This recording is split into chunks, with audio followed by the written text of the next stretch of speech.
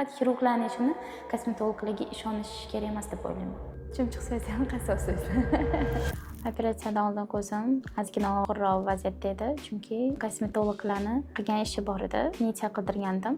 Shuni hisobiga menda qizarish, og'riq, o'zidan o'zi achishib yoshlanadigan bo'ldi. Vaqt o'tgandan keyin boshim og'rishib boshladi, bildim. Ko'zimdagi nitsalarning hisobgaligini sezishni boshladim. Murojaat qilib keldim. Chunki u nitsalarni kosmetologlarni o'zi olib bera olmas ekan. Chunki men ularni azaldan kuzatib borardim. Qilgan ishlarini ko'rib, kuzatib, juda ham toza, chiroyli qilganlarning hisobiga ularga ishonib keldim.